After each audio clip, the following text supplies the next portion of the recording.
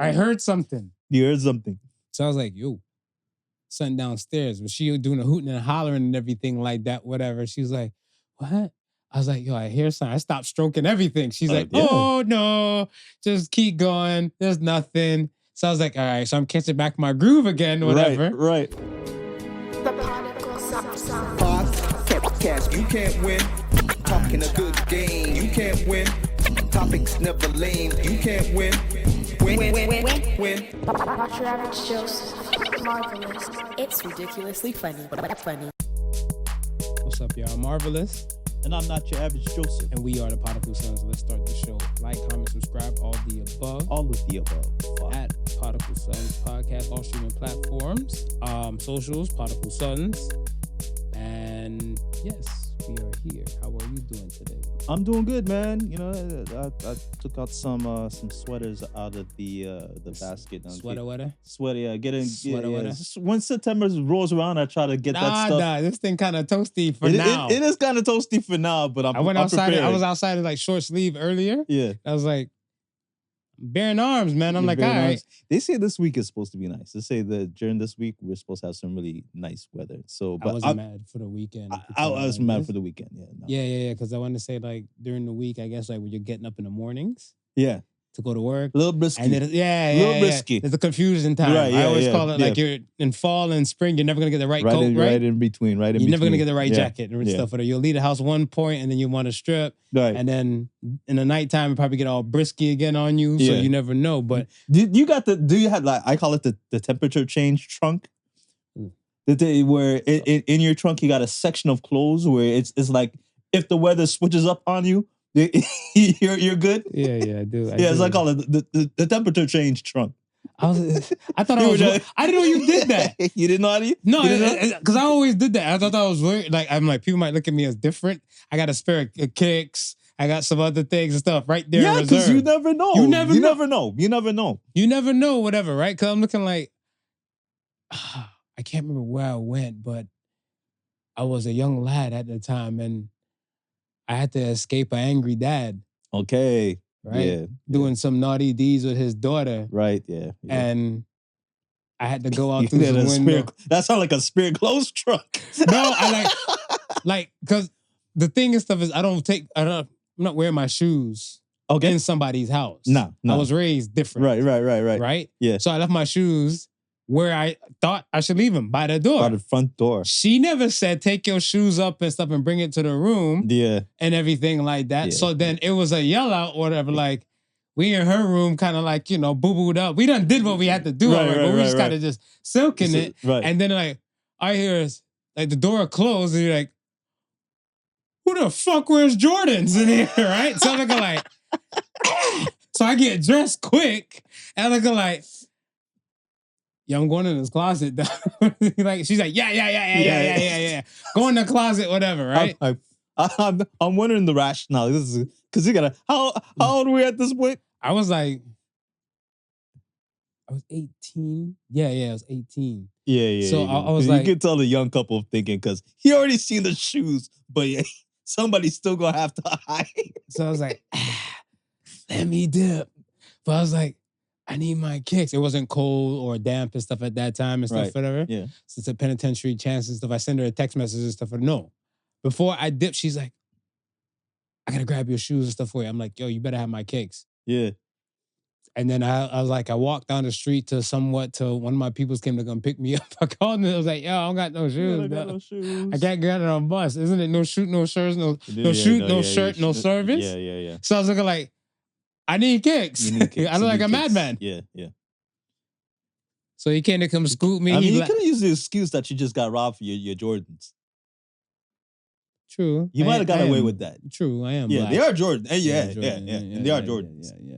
Yeah.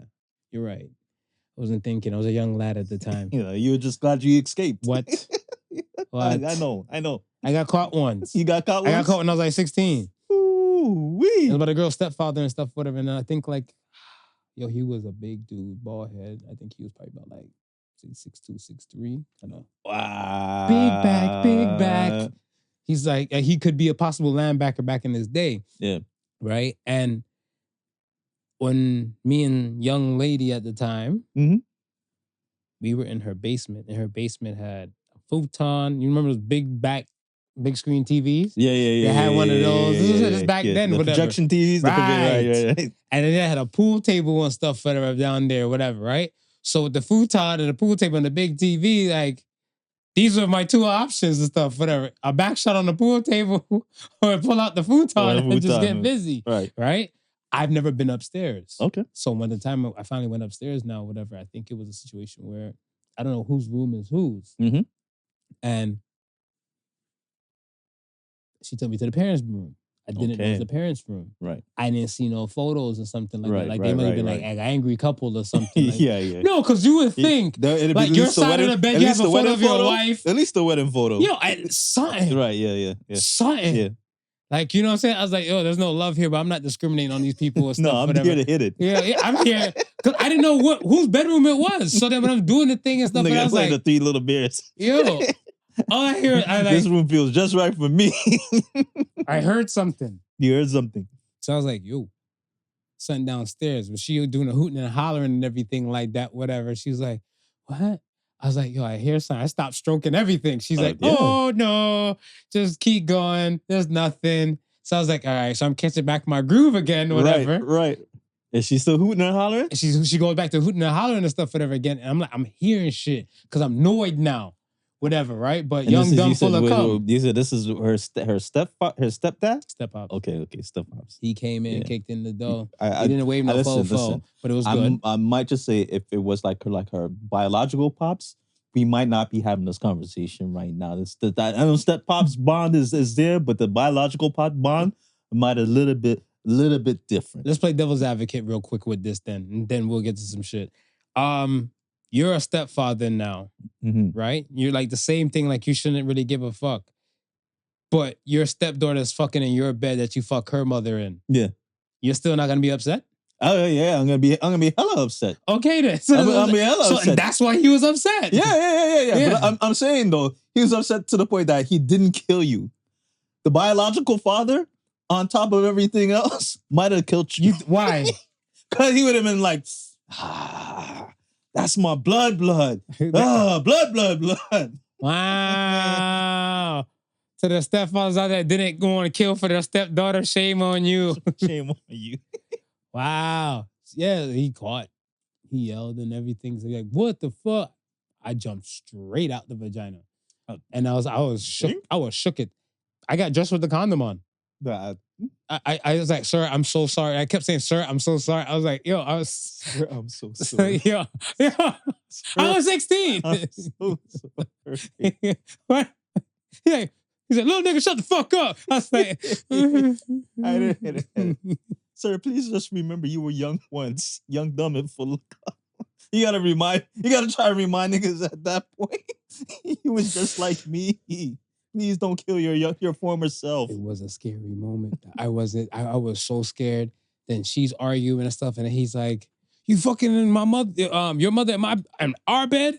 I was like, oh, this heifer about to get me annihilated. So I was like, what? Yeah, so by this time I get dressed and she putting on her clothes, he arguing with her and shit like that, whatever, right? So he kind of like flinched at me when I was going towards the door. Yo, I was 16. Why are you laughing, Smooth? You're jigging and jiving for your life. Yes, jigging and jiving for your life. Oh my gosh, jigging and jiving. That's a wild one. I'm sweating now. That's a wild one. Yo, it was crazy. Well, I'm glad you made it out alive. Hold on. Oh, so wait, there's more? Yeah, there's more. So man. I'm going down the stairs and shit. I'm trying to go down the stairs. Right. And then he comes to the top of the stairs. So I go from like going this way down the stairs. He walk around the banister like he wanted to like Spartan kick me down the stairs. Yeah. So I went down the stairs backwards. You went down. Never in my life went down the stairs, a flight of stairs backwards. Did you manage to get? Are your clothes impeding you? Are you fully dressed so you can actually move around? Like or stride? Like, yeah. Are you like? But I feel awkward because I still have the condom on. Okay, yeah. So that would feel awkward. Yeah, because I'm like, I got condom boxers. I'm soft. Shit might be flapping. It was an awkward moment. It was a moment. This is a mess. It was a shenanigan. It was a shenanigan. Jeez. So he's cussing me, meanwhile, and everything like that. spring break. Right. I went upstate. I went to New York. Okay. I got a Pinwheel NBA hat. Okay. This is in Cleveland. Yeah. It ain't bust yet Right. down there and stuff in the stores. My Pinwheel hat is in the room. I got dressed and I forgot my Pinwheel hat was on the ground. Oh. So I'm like, my hat. So I get to the door. Yeah. And I'm looking like, we always just make fun of this one dude and stuff. Whatever. Shout out to, I don't want to say his name, but you know who you are. You know who you are. He used to say like they used to take his hat, whatever, like bully him, like, you're like, give my hat back. And I was like, yo, I need to give my hat back. I need my hat back. Like, you know, like, right. like yo, like my Pinwheel, like, right. you know what I'm saying? Like, come on. So I was like, there was guys across the street. They laughing their ass off because the windows was open. It's warm. Yeah. Right? So they're hearing all the commotion and shit like that. So they laughing. They're like, commotion. They're like, look, nigga, you almost died and stuff in there, whatever. I would the have beat your commotion. ass. They cussed me like, I would have beat your ass if you were fucking my daughter in my house. So I was looking like, but I was like, my car's right there. But I was like, but I need my hat. So I was like, all right, fuck it.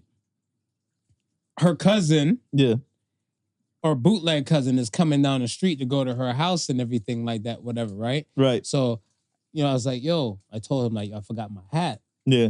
Could you see if I can get my hat? Can you retrieve my hat? Yeah, can you retrieve my hat? Whatever, right? So, I just gotta remind people, this is age 16. Things are important to you. 16. Things are important to you. Because they might be wondering, they be like, what? Just go home. No. 16 years old. Things are important to you still. Yeah. Circa 2001. This is a pinwheel. Tell them the importance of a pinwheel hat. 2001. Right. The Pinwheel NBA fitted was Cameron, old boy. Right. Time, whatever. You know what I'm saying? Yeah. So I'm looking like, yo, Drew Wells was the only one that had one and stuff, but it was in New York. Yes. It wasn't in Ohio. It wasn't in Ohio. Right? There's an importance to this. So that sounds like, yo, I need my hat. So now I sent her, whatever, but I'm on the sidewalk and he can still see me when he opened up the door. So she's like, oh, I'm just going to get something and stuff, whatever, right? Yeah. But I guess he saw my hat and he's like, little nigga, fuck your hat. So I was like, and then he closed the door on her. So I was like, I got pissed. Yeah. This is when I finally decided to take off the condom. So I reached down in my pants, I popped off the condom, I just threw it at the house. I was like, fuck you, Dad. Yo, I was vexed. That's wild. Yo, I was so vexed. Till this day. I got my hat back though. I was gonna say. So I felt bad afterwards because I was like, damn, I wonder who cleaned up the rubber. But I was vexed. I didn't bust. And I almost lost my hat that day and my life. You almost lost your hat. And the man flinched at me. I felt like such a bitch too because it's like, he's big. And I was like, I said, sir, like 10 million times. She's like, yo, shut up. I was like, I took off. I was like, I wish he would. Today, I'm kicking his big ass in his nuts, punch him in his throat. Yo, I was a young lad. All right. Hell of a monologue. That was good. All right. Let's get to the polls, Let's man. get to the polls. Gotta be all hot now, smooth. Damn you, man. So the first poll of the week was, can you be too old to have a crush on someone? Right? Right. 95% said no. Talk about it. I don't think so. I think you can. I don't think you ever stop, having a crush on a particular person. Even if after you're married, and I think even after you're married, there's certain people that you just have like an affinity to, and you as you grow older, it probably be less of how would I say? Maybe less of a reaction or a want, like when you're younger. Like, you're young, you might draw like 1,000,001 hearts. Oh, I'm going to marry like Janet Jackson and be with her for a lifetime. You get 50 and it's like, my wife, she's not Janet Jackson, but I love her just the same. But Janet Jackson. But you still have a crush on Janet. Janet, you're still, you're still A1 in my world. You're still beautiful and is that. Yeah, something like that. But not to an extent where, you're going to go and kill your firstborn or sell your firstborn. So, okay. You see how you mentioned Janet now? Yeah. Janet is not in your proximity. No, she's not in my proximity. Could you have a crush on somebody in your proximity now? I don't know. I don't know if it necessarily would be deemed a crush. Would it be deemed? No, I think if it's a situation like that, you're probably either liking the person to an extent, okay, or you're not. I think I would put like a crush. I was gonna ask you, what's your definition of a crush? Yeah, now? I would put a crush at that point. When you get older, as somebody who's in the realm of you just liking you. I don't know if you would use maybe admire. Might be a similar word to use. Well, shout out to Shorty, punk ass. Yeah. I remember one time and stuff, whatever. She's like, guys have man crushes. I'm like, whoa. Slow your roll, boo. Slow your damn roll. Pause. Like, you know what I'm saying? Right. And then when she's like, yeah, but she's like, let's say, I can't remember how she said it, how she worded it, but it was so beautiful. But when she was explaining it to you, remember it was making. You remember because she was saying stuff like basically like if you like Charlemagne, like because she said like if I like Charlemagne the God and stuff for them, like how he would interview some things and stuff for them. Charlemagne's my man crush. I was like, that sounds so sus. Right. But I was looking like. But I'm like, whoa, because that's what I'm saying. Like, makes kind of because I would look at stuff as like, see, crush to me, like my definition of stuff, like we can go by what the Googleizer let's do what you think and then about we'll go to Googleizer. Yeah. Okay, so like the definition of crush to me would be someone who I don't look to pursue, right? But admiration, yeah, and I want to say, because I think that the admiration is the first word that kind of pops into my mind when I think of like a crush like that. But like and attract like and I can, but I think with my admiration for the person, I can admire and I can appreciate like they could be attractive, they could not be, but it's still like I can have a crush on somebody what I don't find physically attractive, whatever. Right, I want to say, no, I might meet her one day, but there's a musician, right? Yeah. There's just something of interest. There's a few musicians. Let's say that there's one particular stuff, whatever. I'll be singing her songs and stuff, whatever. Right? It's kind of ratchet, whatever. Right? Not Sexy Red though. Right. No, not Sexy Red. No shade. No shade. But it's like there's one musician and stuff, whatever. I don't find physically attractive. Right. But I admire the energy that this woman has and this persona. Yeah. Like, it's like. I want it you want to be my first pick. No. You want to be my first pick. But because you had this kind of energy and this vibe about you, I will look at you and be like, on a normal day on a scale of 1 to 10, to me, you'd probably be like a 4. Yeah. But because your vibe is like this, it might knock you up to like a 7, 8. Yeah. Right? Yeah. And so I look at it as like, that's what a crush will be like in my world. Okay. So it's not something that's stuff like, no, I got to shoot this shot to see, if I can get anywhere and stuff for them. So I look at stuff like you with the marriage thing. Yeah. But I was like, when you were explaining it, it kind of like, it started off, or maybe my brain took it there, like it was a level like kind of like emotional cheating. Oh, no. Because the part where I was thinking of stuff is where if, let's say, you know somebody and stuff, or say your wife might know somebody and stuff, whatever, right? Right. Or even like, whatever, you interact with somebody and stuff, whatever, off and on and everything like that, whatever, nothing serious. And then you see them kind of like put together. Right, yeah. Right? You like their energy and their vibe and whatever conversations or messages you done swapped out with the person.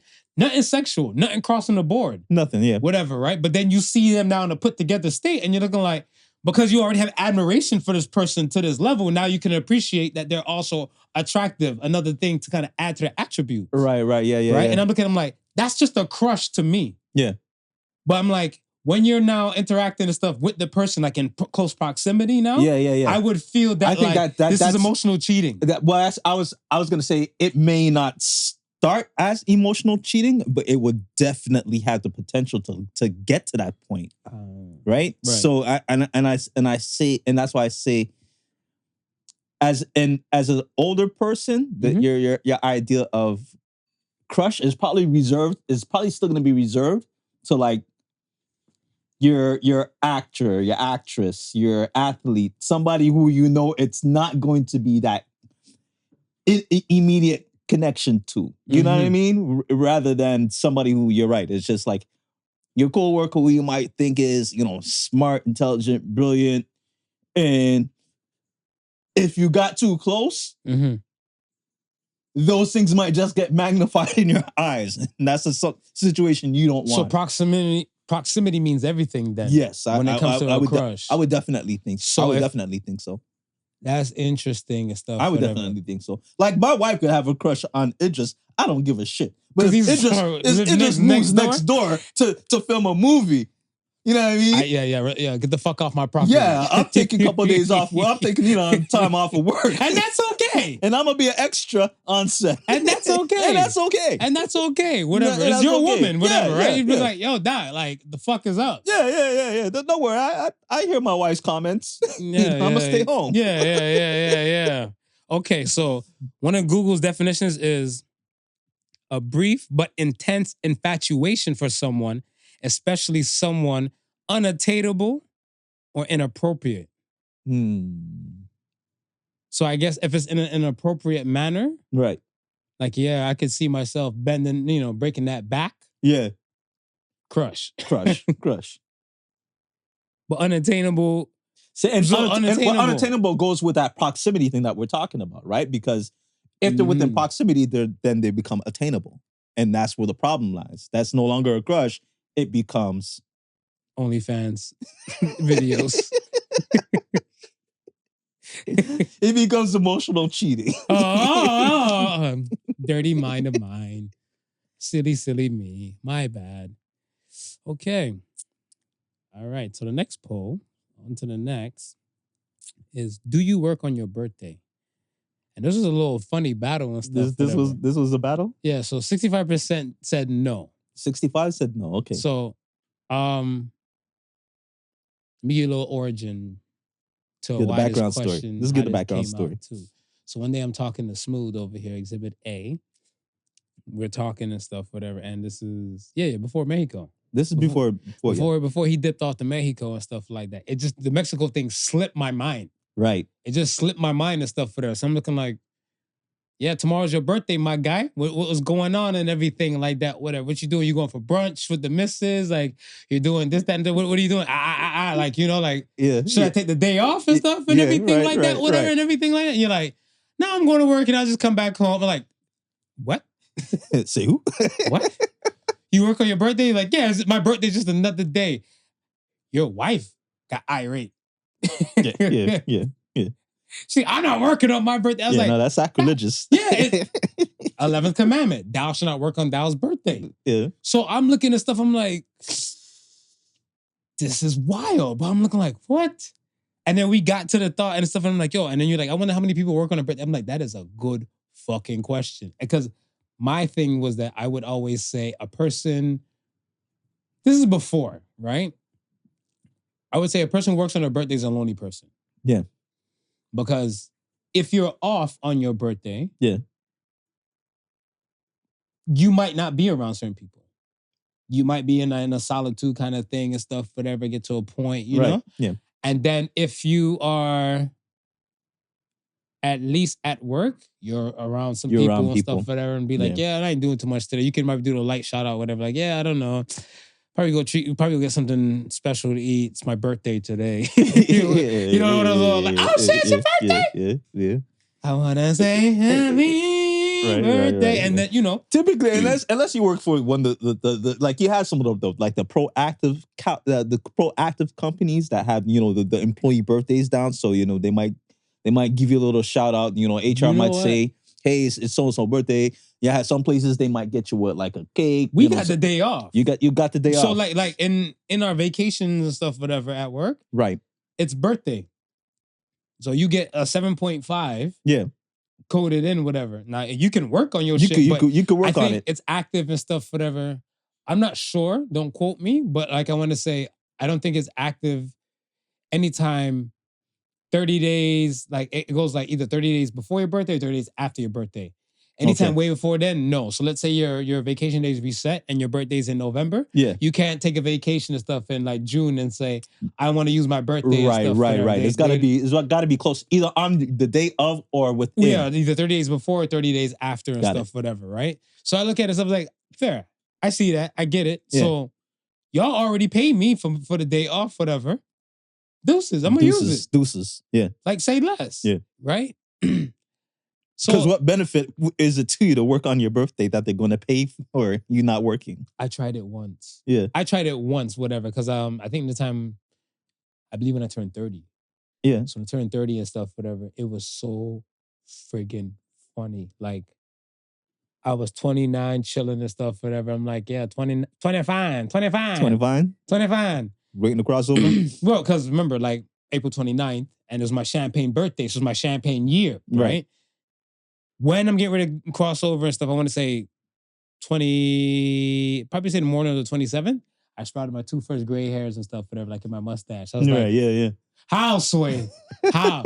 Right? And then I looked at it and stuff, and I was scratching my head. I was like, you know what? I guess this is what it is and stuff, but are coming into it. Yeah. So, not really at the buzzer so much, whatever, but I was supposed to put it in, but I didn't put it in. So I was like, you know what? If any case, because my birthday was like during the week. Yeah. So I said, I'll probably use the vacation day. Right. Like on the weekend to have a long weekend and stuff, whatever, right? I go in.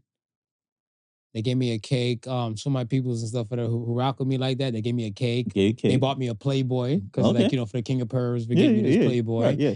And they show love. Mm-hmm. So I was like, this is the department thing, not an HR thing though. Because I want to say it's kind of like the departments I interact with. Yeah. Kind of did that. And then 5 years later during the pandemic, I work in a hospital. Mm-hmm. No vacation days were allowed, whatever, at that time, right? Because remember, the pandemic fully kicked off like what, after St. Patty's Day? Yeah. Or St. Patty's Day time, whatever, March something. So then I couldn't take the day. And I went in and stuff for my birthday. And they still, and another group of people also brought me cake. I got cake. I got still wasn't HR related. Just yeah. It's all love. So I looked at this stuff as like, yeah, that's more of a people thing. But these people who even did that and took it upon that time and stuff, whatever, I interact with regardless off the clock. Off the clock. So they are my friends. I want to say we were coworkers. Yeah. And we grew to become friends. Yeah. So from them, it's kind of like, yo, Marv, what up? And everything like that. Because even like I had lunch with a group that I haven't had lunch with and stuff in a minute. Yeah. And they looked at me and stuff and like, yo, aren't we friends? I was like, oh shit. We are. It's just that like I don't see y'all like that during the day. You know, it's and when you explain it like that, I guess there's going to be a good segment of people who don't have friends like that outside of the work. There is a friendship deficit. You're right. Yeah. So to not go to work on your birthday is probably some lonely shit for those people. Exactly. Yeah. But then you come in on your, nah, man, take that fucking date, dog. Just take it. Take that date. Bite the bullet. Bite the bullet. Be that lonesome person. Find a good book. I remember one former employer, they told me one time and stuff, I'm like, yo, I was scheduled to work on my birthday. I'm like, yeah, I can't work on that day and stuff, whatever, right? Yeah. They're like, tough titties. So I was like, yeah? Silicone-hearted titties. I was like, shout out to Morgan Freeman and Lean On Me. The only things I gotta do is stay black and die. I was like, that's the only 2 things I gotta do. I gave that straight. It's your boy. I'm off sick. Click. Done the argument. I'm not working on my birthday. There you go. No. Like I said, but by that time I tried, I'm like, this ain't for me. This is adulting at another level. I wasn't fucking with it. It felt sad. I was married at the time, but I still felt sad. I was like, I could have stayed home with my woman and we could have rolled around and humped all day. I chose to go to work like an idiot. You chose. I was grateful for the cake though, and like the love, like I said, but don't work on your birthday. But these people, I get it. They don't work on their birthday, but it was a tough battle because when I looked at it, whatever, you work on your birthday, that was winning. That was winning. I was like, bitch, weird. Like, but then I checked it later to look at something and stuff. And then when I saw it, I was like, oh, okay. But it was, I think, a little bit higher before. I think it probably was like 70 something. You think profession matters? Like if you're a stripper. If I was a stripper, would I work on my birthday? I would. Because it's either working on your birthday or going out to the club with your girls. That's probably gonna be the two options as a stripper. Oh, so like a woman stripper. I thought about me being a stripper. I was about to say, stripper in general, in general, right? But okay, if you were a stripper, okay. So if I was a stripper now, I'm definitely working on my birthday. You're working on your birthday because there's gonna be a Marvelous Marv like birthday bash, whatever. So I'm the headliner. You're gonna be the headliner. I'm gonna be the headliner. Plus the DJ's gonna make sure that they know that it's your birthday. Yo, you better tip It's gonna be extra. It's gonna be extra in your wallet. 8-Ball MJG got the song called Pimp Hard. I was like, tip hard, tip harder, tip hard. I'm be there like, yo, I'm gonna get my coin. Right. I think for the female women demographic to be stripping and stuff on their birthday, probably not. Yeah. I like, and I'm not speaking like in a general sense stuff, but I would think that if this is your regular degular, because it's work, it's still work. Right. Regardless, it's still work. Right. And I want to say, I don't know, and I'm not speaking of all their lifestyles and stuff there, but what if like, they're kind of, they want to go unhinged on their birthday, whatever, right? Yeah. And everything and stuff. Like they might be reserved in a strip club for like matters of etiquette and stuff, because these guys and stuff move kind of different. Yeah. But they're like, yo, I don't want to be on guard. I want to be unhinged. I want to go turn up. Yeah. Yeah. So I would feel like it'd be more beneficial for them not to work on their birthday. But yeah, Marvelous Marvin birthday bash.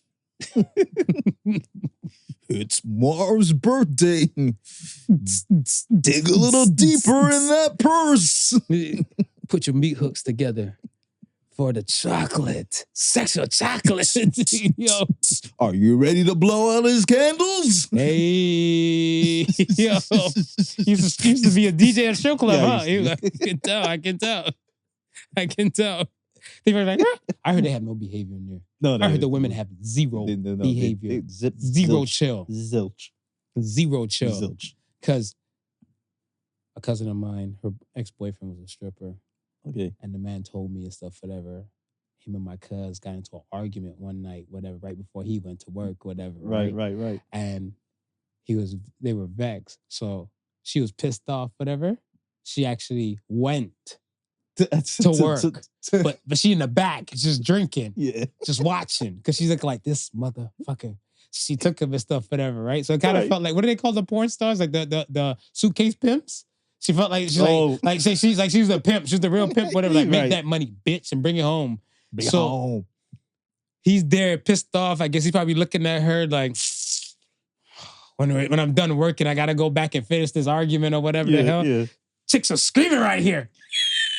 He going nuts. So he said he just dick whip a chick and stuff, whatever. Like her face, like, you been a bad girl. Bap, hitting her in the face. And then she's like, woo, for entertainment purpose. I'm like, what an idiotic woman. I was like, first of all, you don't even know where his dick been. He know where his dick been. My cousin knew where his dick been. Mm-hmm. So I was looking like, but she's just taking it. I was She's like, slap me gladly. Slap me gladly. Oh, you're out of pocket. Yeah. That was.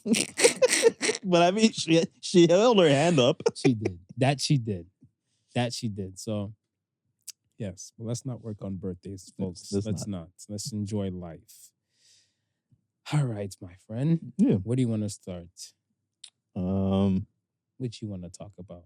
What do you? Well, I mean, we didn't do any politicking in the last pod, so let's jump into the debate. Okay. How'd you feel about it? The debate? Yeah.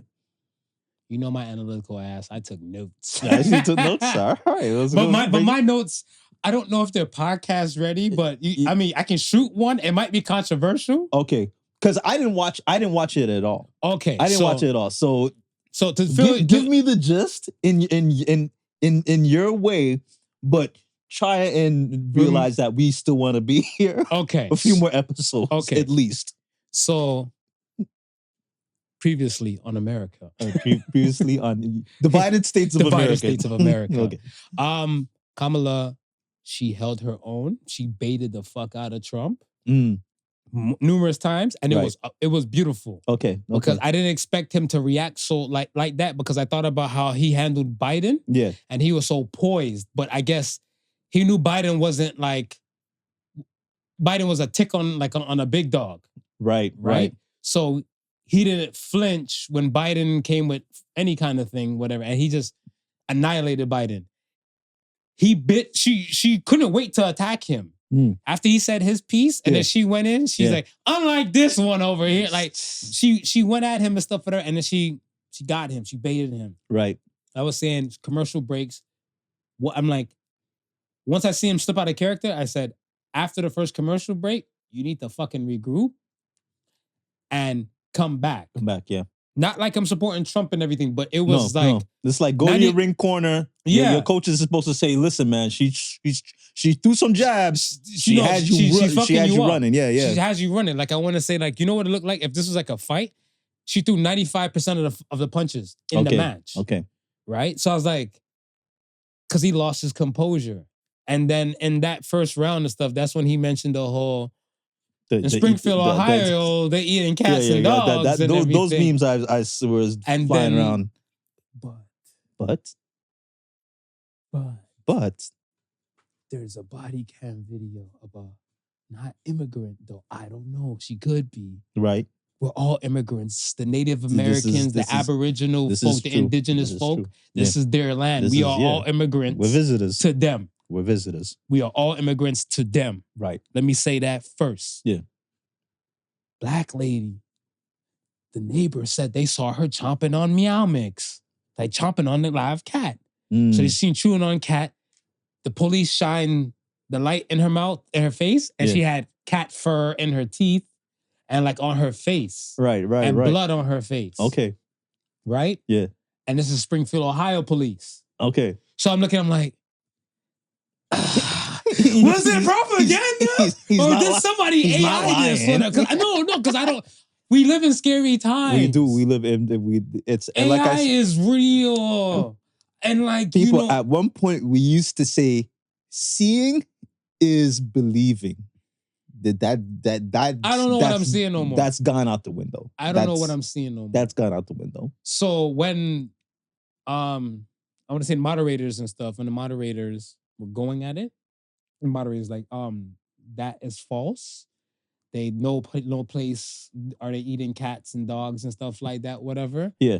And I thought about all the racial memes I heard in my head about certain nations eating cats and dogs and stuff like that. But I just held my own. You held your own. You held your own. I just continue to watch. Yeah.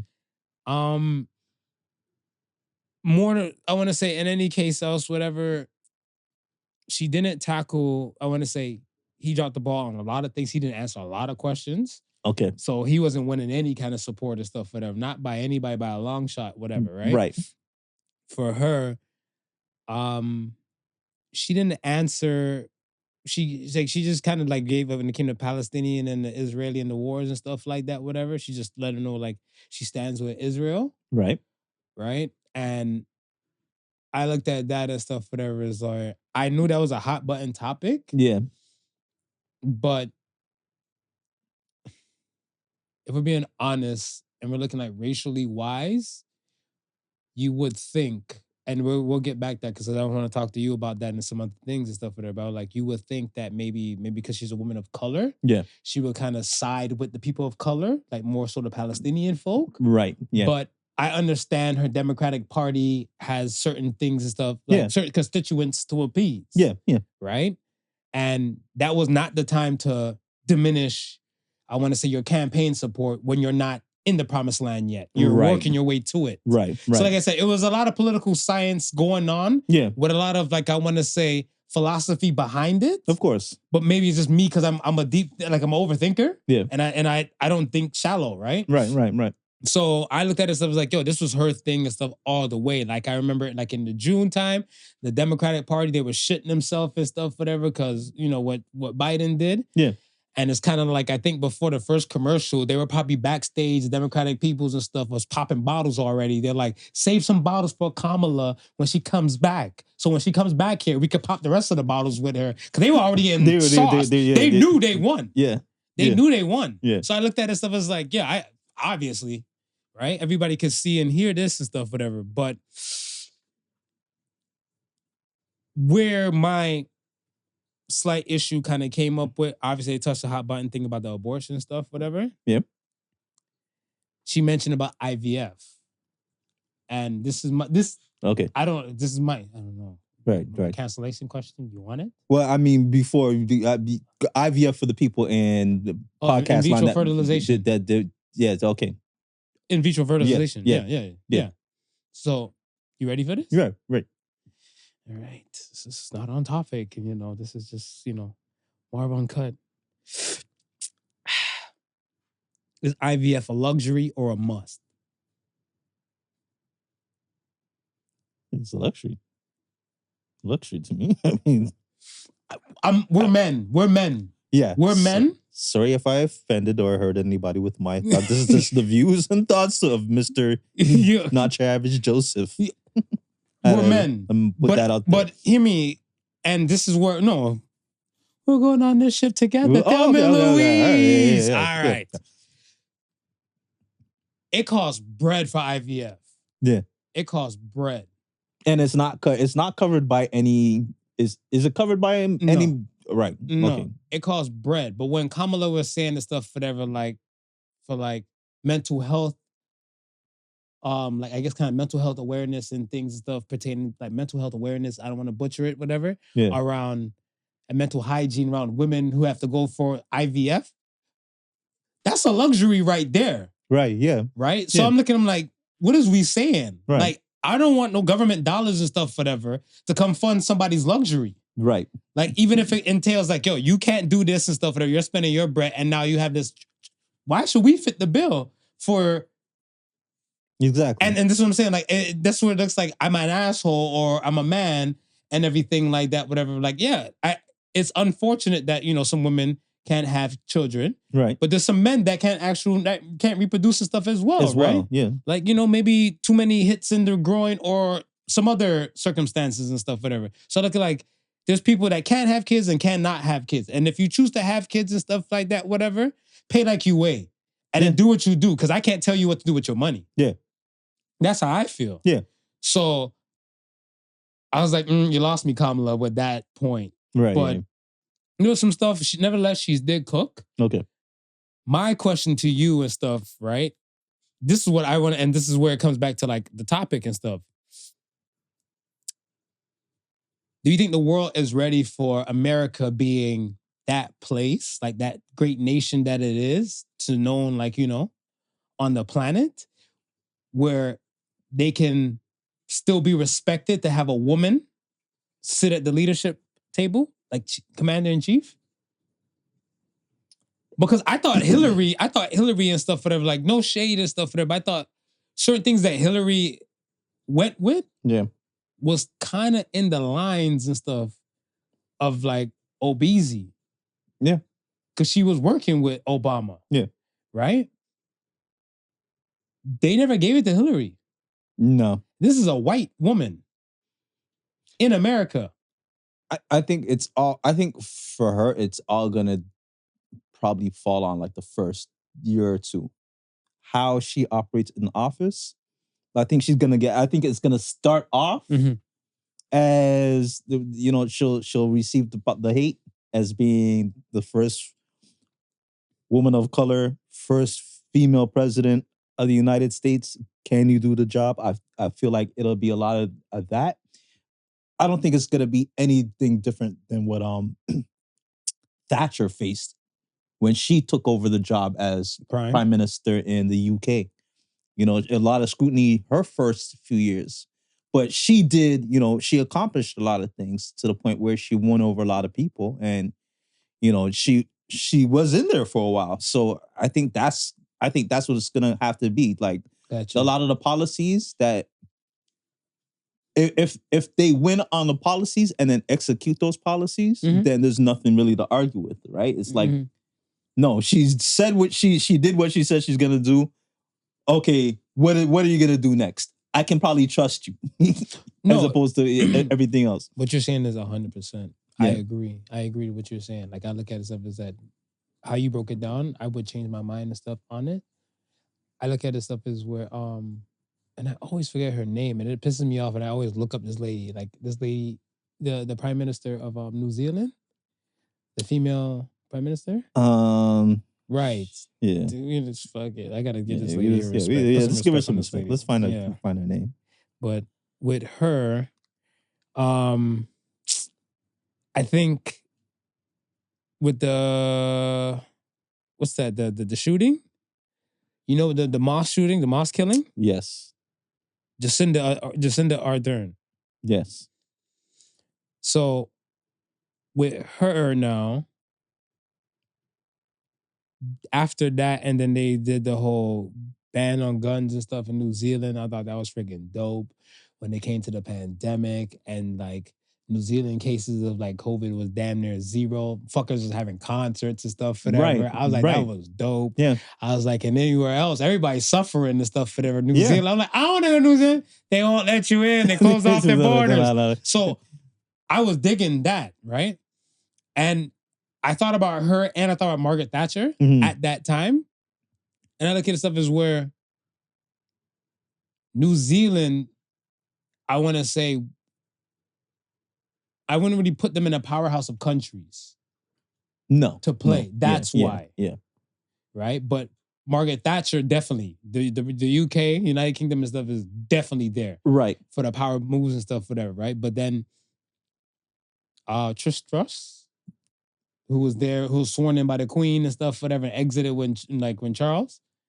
Like, and that's what I was saying, right? It's like, I think you kind of have to. And I'm not coming after women because I can hear some women like, no.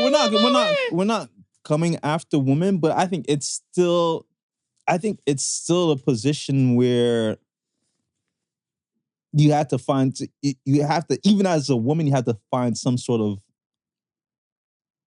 You have to up your masculinity game a little bit. I think it takes it's a very aggressive role, so you can't play it you can't play it passive like a pacifist. That's what made Margaret Thatcher, like they called her the Iron Lady. Yeah, I know that. Right? Yeah, without a doubt. So that's what I'm saying. Like if you're gonna sit in that position, so you're saying she can't be like harnessing her feminine energy for that position. You're saying? Yeah, and I think she can't. I think that you know how they kind of portray her with that having that she's always laughing and that having that giddiness. I don't think she can have that type of attitude when she's on the world stage. Who's that? Kamala? Kamala. I don't think she can have that attitude or have that same sort of jokey, smiley. When she's on that world, I think she has to have a sense of more seriousness to her. Oh shit! I think you're right. You're absolutely right. Yeah, I think she has to have a more serious sense to her for her to be taken seriously at that stage. Like I'm saying, Thatcher was that woman when she stepped into the room. She was like, "No, I'm not the chick that's gonna bake you cookies." You know what I mean? It's like you got that immediately. Mm-hmm. And I think if she comes in with that friendly, I'm trying to, bring a little more charm. No, don't bring no damn charm here. This is not the place for charm. But I think she harnesses that energy. Like I said, like even like watching this debate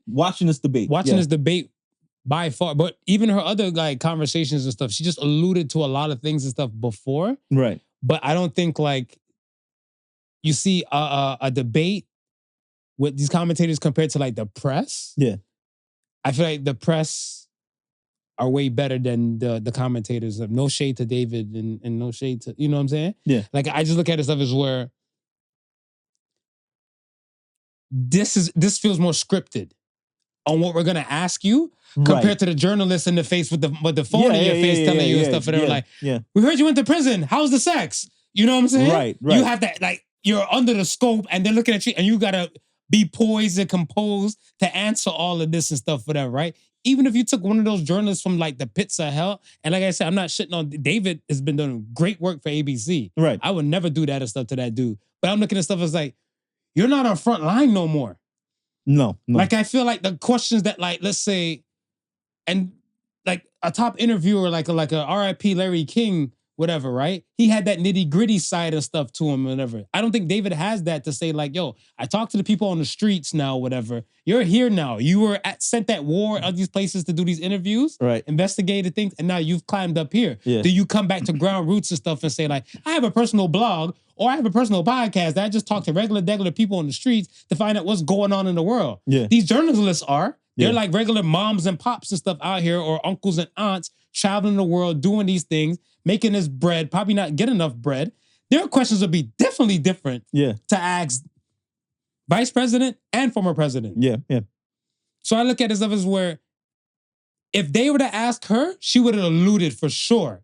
I'm used to her alluding. Yeah, yeah. I've seen it. I've heard other political scientists talk about it. Yeah, her alluding. Yeah, because that's one of the things. Yeah, this is one of the things she's known for. But it was like it felt like yo, we jumping Trump tonight. That's what it felt like. They were saying it's like they were alley-oop. A lot of the questions were alley-oops. Yo, it felt like they were jumping Trump tonight. It was like, like fight back, fight back, fight back. I was like, yeah, Dad. That's something like come back from the commercials and handle your shit better. And it's okay. So it's it's funny that you mentioned that, right? And you put it that way, right? Because I was on I was on one of the social media sites and they were talking about it. Mm-hmm. And one dude, he was commending Kamala and the performance, and he was saying the same thing, that they dumped on Trump, this, that, and the third, right? And another person, he actually mentioned that same sentiment and saying, goes, yeah, but he doesn't like how it seemed too one-sided and it seemed too scripted. And he goes, and what'd I say? What he didn't like about that was what you're mentioning. He goes, at some point, people are gonna look like, he goes like, yo, like let her stand on her merit. Like let her answer questions so people can see that, yo, okay, there's substance here. There's something. What you did was only make it look like you're shielding her for some sort of way. You know what I mean? Like for the person who's, for a person like yourself, like you were just saying, like it looked like they were alley-ooping her stuff. Like I feel like the tough questions and stuff were kind of asked, but I want to say like if she was trained and stuff, whatever on it, whatever, then that's good. But I just felt like I wouldn't word those questions in that kind of manner. Yeah. Because I feel like Trump and her are very intelligent people, whether we like it or not. Yeah, yeah. But I look at it stuff as where, again, the way how the questions are worded and stuff for her is an easy thing. So that's why it's kind of like she'll answer a question and then she'll be like, unlike this one over here, and point to Trump, whatever, and then bait him. So it's kind of like, well, but that's what he was saying. He was saying it was it's like she was playing, like they were both in a baseball game, except that she's playing softball because they're throwing the softball pitches. And he's playing hardball because they're throwing him hardball pitches. Yeah. Right? And then so softball, she's smacking him out the park. She's smacking him out the park. And then she's taunting. Yeah. So then she's taunting. So I was like, boss, you're getting rattled and you're not answering the question. That's why you're looking stupid right now, Trump. Yeah. So I just look at it as like, good for her. Good for her. Good for her and stuff, whatever. Like, and I mean that in all sincerity. But I look at it stuff as where there's other questions and stuff, whatever. I guess we probably might never know because her stage now and her position is now shifted, right? Like I want to say, being a vice president is still her job, but she's also campaigning for a higher position. Right. Right? So if she gets the higher position and stuff, whatever, do we still complain about her doing the vice president job where she did a good enough job to friggin' be promoted? Did she really though? Was she promoted by merit? Was she really promoted on merit? Like, was she slid into the job? She slid into the job. And stuff for her. But a lot of the things and stuff is that why I was still weary. And remember, I told you I'm not like one side. I'm considering myself centered. Yeah. But I look at it stuff as where you are in the second highest position. Yeah.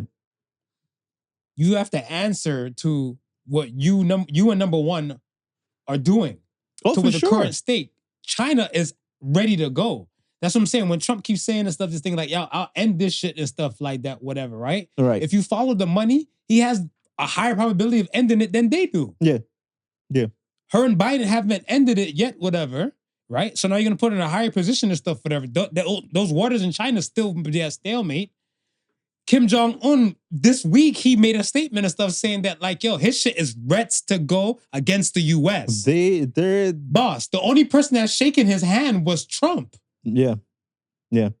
So I'm looking at stuff whatever. I'm like, yo, if we're following the dollars, what do we, like, I'm looking at stuff like, where are we sitting with this? I'm like, are we sitting with Trump? Like, if we go with Trump, I'm thinking what the world might look like and stuff where we go to war, they go to war with Iran.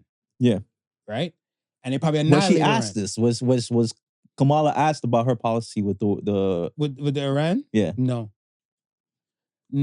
But the Israel thing and stuff is that, remember, the Israelis is helping keeping Iran at bay. Right. So that's why they don't want to fuck around and jeopardize their relationship and stuff with the Israelis. Right. That's the thing.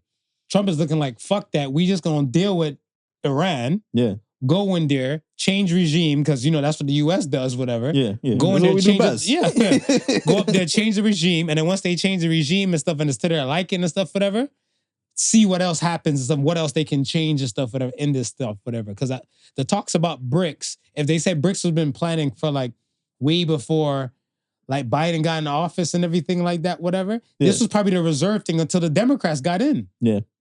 And then now you hear us talk about BRICS now, whatever. So I'm looking like, we don't want no smoke with China. No. We don't want no smoke with Russia. No. You know what I'm saying? But then she's saying, oh, knowing you, because she said that's the part that baited him. And I felt it for Trump. You felt it? Because she's like, Putin would eat you alive. A woman telling you another man is more manlier than you? Yeah. This is no longer political. No, it's no longer political. Yeah. So, and he lost it. When she said that, he lost it. And I was like, you from Donald Trump camp, right? But he goes like with his own thing most of the time. You should know they're waiting, doing everything to bait you. Because once they catch you out of character and stuff, whatever, they like to see you close your eyes, push out the lips, and move your hands like this. And then they know, look at that. This guy's an idiot. That's what they did. That's what they're looking to do. Yeah. And they did that. So I was like, I know too much political science. I need to back off for now.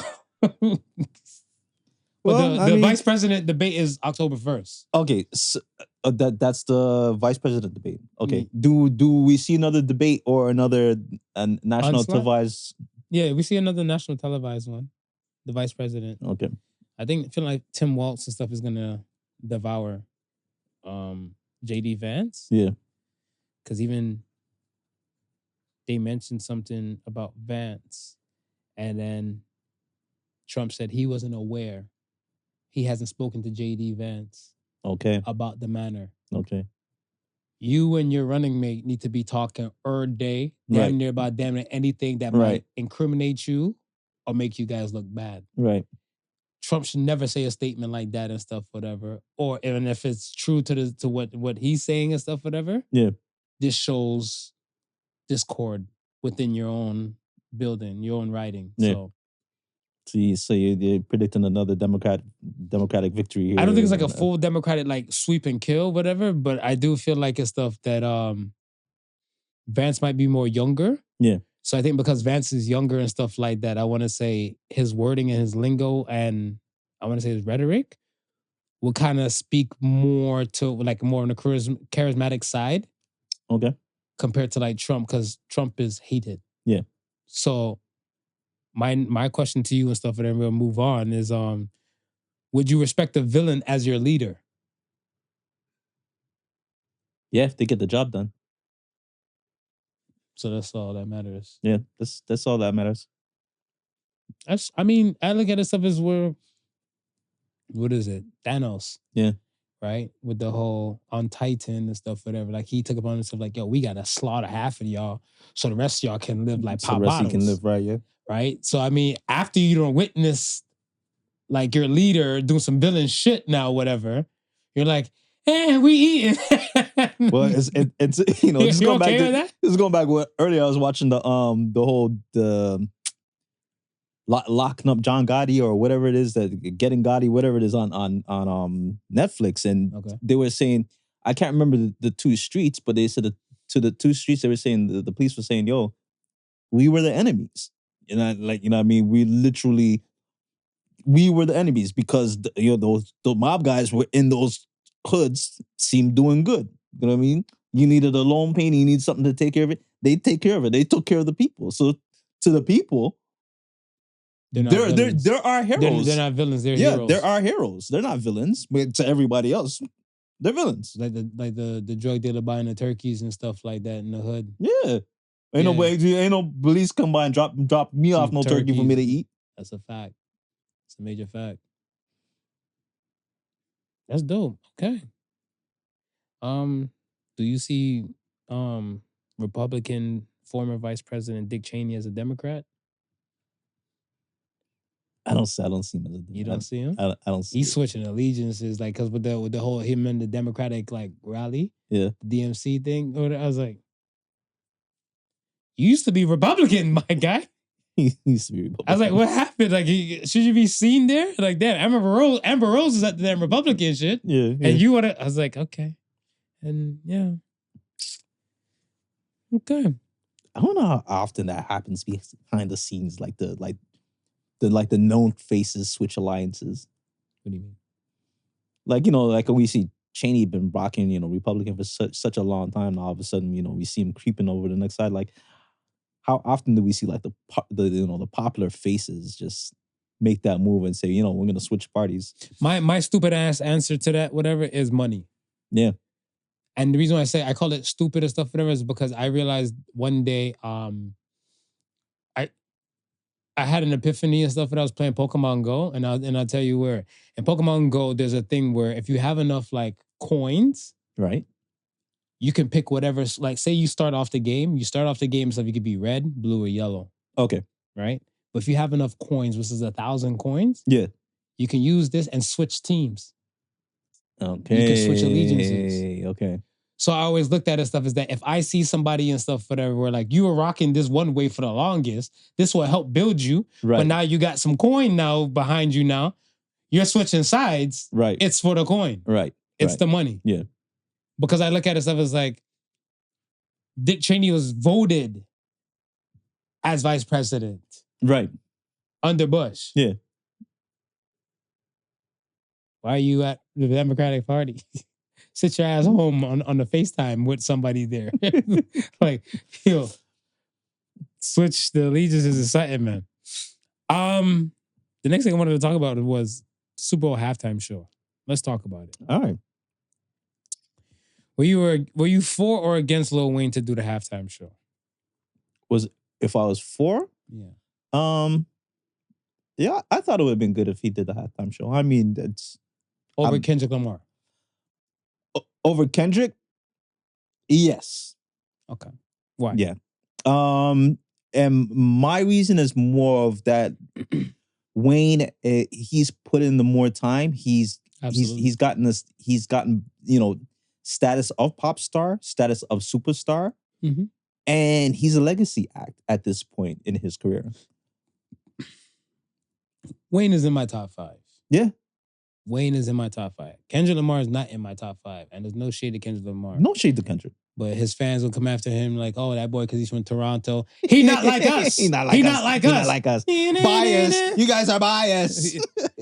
It's not even that. But I look at it stuff as where when the Super Bowl was in LA, Snoop and them did their thing. Yeah. Right? And there's a whole West Coast thing minus an Eminem and 50. Right. But it was more like the Dre Day thing, right? I would think of with Jay-Z, quote unquote, maybe years ago, like, and I know in that song, Mr. Carter, he's passing the throne off to Lil Wayne. Yeah. With Jay-Z being charged and held responsible for this. Don't know if his position has changed, whatever. I don't want to speak about it. It might be an allegation, but right. How would you allow this? Because I would look at it stuff as where if you're going by fame and popularity or what's current and stuff like that, whatever, give it to Kendrick. For this, not like us and stuff, whatever. Yeah. But I'm like, when you're having people and stuff doing like showcasing like all their work and their time, like if we're thinking like old Super Bowl history or even like the Dre one, right? Dre hasn't have any like current stuff like that out in the market, but these are all classic and essentials.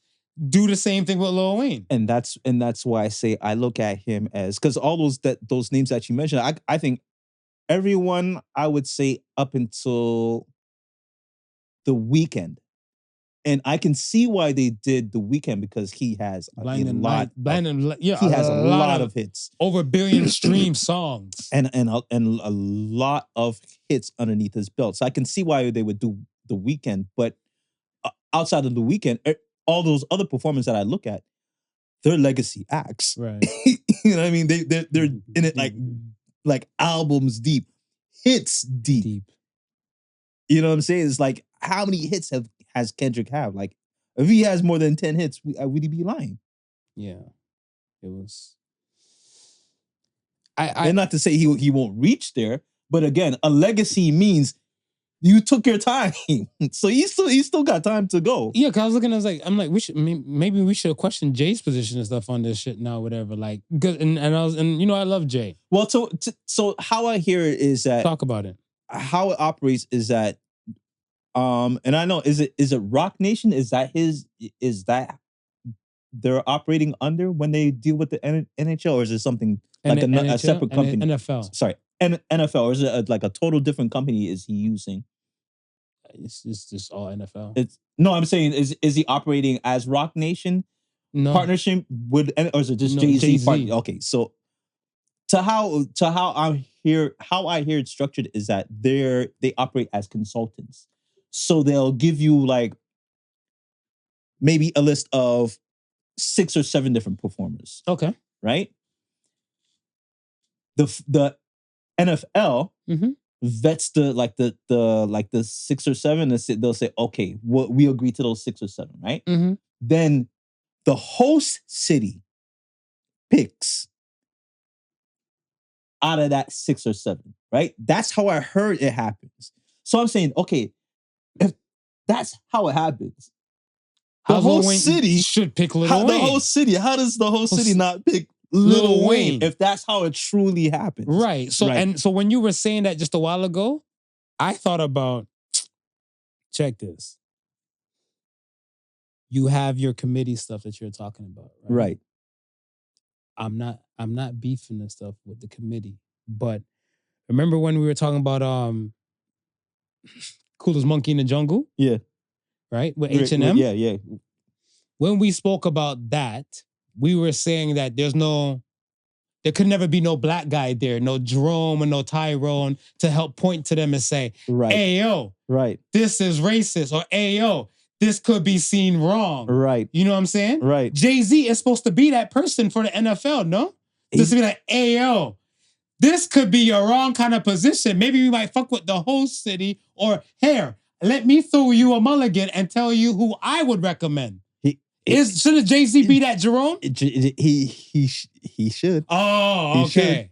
He should. So that the elephant in the room now becomes, he should. Was he? He did. I don't think like that's what I'm saying. Like, was he? Because he should. Because if I give you 7 performers, right? Because out of formality, let's say I'm doing this out of formality. Mm-hmm. I know in my head, really, Lil Wayne should be the guy, right? But out of formality, because it's like people say you already got the job, but I got to go through these interviews because I can't just give you the job. Right. Out of formality, I'm gonna give you 7 people, but I'm still gonna come over until you say this is the 7. But really, this is the dude you're supposed to go with. This is the hometown city hero. Jerome thing, the Coolest Monkey in the Jungle thing. This is he's the legacy act. This is the dude. Don't forget about everybody else. And again, it's got to be a popularity thing for that picking of the Kendrick, sure. Because for sure. out of so many acts I'm seeing, halftime Super Bowl is Drake's funeral. That's what Drake's funeral is. It's the burying. It's Drake's funeral. There's gonna be a dad out there that don't watch he don't watch football. Yeah. But he know the halftime commercials and stuff be popping. Yeah. And like this is the most watched thing in the world on that day. Right. So he's gonna watch, and then they're gonna see Kendrick Lamar like, who is this? And everybody in the house is doing, they're not like us. OVO. He's like, what is this? And you're like, Dad, you know that light-skinned guy Drake that sings and stuff? You're like, oh yeah, this is his song that they say like he's a pedophile. What? A minor. So I've been thinking about this, right? And this is my son's twisted. This is my son's twisted conspiracy theory about the whole thing. Okay. Right? I think Lil Wayne was bypassed on purpose.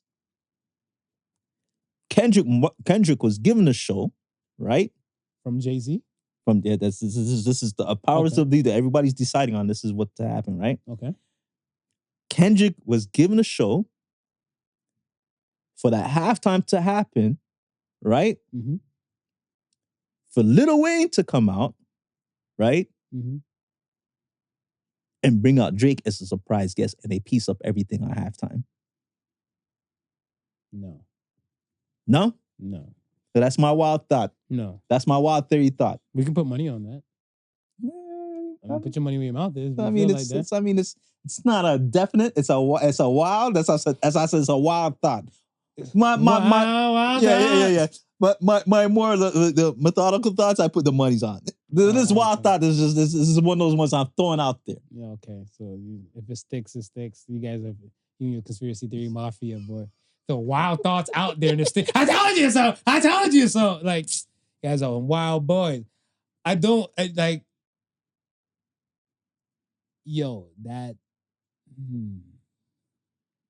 just picture Drake's face. Whatever, right?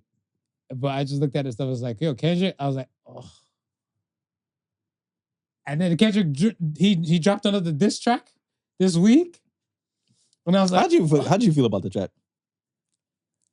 I didn't flinch. I'm over it. Yeah. I'm mentally over it. And do you think do you think he is taking a shot at the industry, or is he taking a shot at Drake and is trying to layer it with him, making it seem like he's taking a shot at the industry?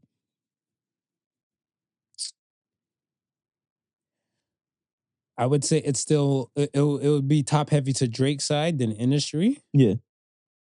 Because I think he might have felt a little bit shafted on like how the industry might have looked at like him compared to like Drake. Like if you look at his stuff is where he might feel like, he's way better than Drake and stuff, like, like as a rapper, right. Traditional rapper sense. Right. So how the fuck is this person getting like all the glory, the fame and all that type of stuff, whatever? But I'm looking at stuff as where it's money or integrity. And but is it even the industry though? Like, because even all that's happened within the last, we're gonna say we'll give the summer to Kendrick, right? Mm-hmm. Even with all that's happened from the beginning of the year to now, every month Drake has still been the highest streaming artist. Correct. So is it really can you really blame the industry? People are going to listen to what they want to listen to. No, I don't doubt that. But think about it. I've told you before several times. I'm a Spotify user. Yeah. I'll say that on camera. Yeah. And there's a hip hop playlist and stuff. I want to say it probably shifted because of the whole Kendrick Lamar thing for a bit. Right. But there wasn't a hip hop playlist that's created by Spotify that did not have a Aubrey, Drake, Graham track. Right. Or even featured in there. They're jamming it down your throats. Right. I even looked at stuff, whatever, where like my Spotify wrap up came up and everything. And when I saw Drake was in there and stuff, whatever, I was like, what the fuck? Yeah. But then when I looked at it, whatever, it was first person shooter that took that. But I'm like, fair. Right. Because I want to say like that All the Dogs album and stuff, whatever, it wasn't it for me. Right. That and the other track with Cole and stuff, whatever, Evil Ways. Yeah. And that was even on the Scary Hours. Right. So I'm like, these were the two tracks that kind of resonated with me for me to kind of run a spin. Right. And I would probably play those and stuff consciously, like on my Spotify. Okay. They're jamming every Drake on you and stuff. Drake featured this person featuring Drake. I was like, yeah, I'm cool on this person. Like, even if, not even on Drake, but like, let's say if he's featured like, whoever, like even Smiley, whatever, right? I don't like Smiley's rapping style. That's just me. Right. You like Smiley's rapping style? No, it's not for me. But that's what I'm saying. But then because they already picked up the algorithm that me, like I play Drake songs, whatever, they're going to give me the Smiley featuring Drake. They're giving you the OVO. You get the OVO special. Yeah. Give me a party. Division. I was about to ask. They don't slide the party and the division in on you? Yeah, like I want to say the division comes in there and stuff, whatever, when they like, you know, I'm getting in my Teddy Pendergrass stage, you know? So like But they might fall into your playlist without the help of Drake because you listen to R&B. You also listen to R&B. Of course. Right. Yeah. Right. Yeah. But nah, dog, they'll give you the Drake, and that is the industry kind of plant, so to speak, or the machine, like how you were saying. Right. So I would lean that on industries. Like my beef is with industry. Okay. Whatever. It's just that Drake just happened to be the figurehead. Yeah. When you put it, because I was thinking like, yeah, he's still the heaviest stream, but then when I keep forgetting that a lot of times, because even when I'm listening to Amazon Music, you know, I got specific stuff that I listen to, but there'll be the odd that'll jump in. I'm like, oh, shit, I don't listen to that. How'd I get in there? But it's a popular track. Okay, so you mess with Amazon. Right. How many times did you see yourself searching a Drake song to play on your Amazon Music?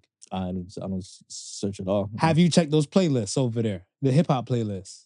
No, I implore you. I implore you to check those hip hop playlists. Now I'm gonna look. And you're gonna see some Drake tracks and stuff in there, and you're looking like, yeah, but it's not what I want. Right. Because I remember when you were on Spotify and stuff, whatever, right? When you were dealing with Spotify and everything, and I saw I was catching like your algorithm flow and stuff. It was like 90s hip hop. Yeah.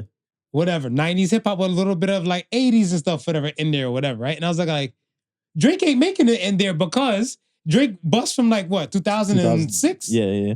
So he's not making it in your playlist, but I guarantee you, boy, they'll be like, hey, bitch. OVO. OVO. I was hurt for Weezy. I saw Weezy's video. Yeah, when I saw his video and stuff like that, whatever. I think,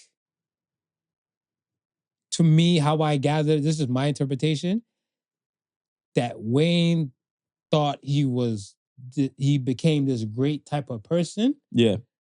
And them doing this just underlined his greatness. So like, he's like, yo, he's like, I apologize to the fans. Boss, we still love you. Yeah.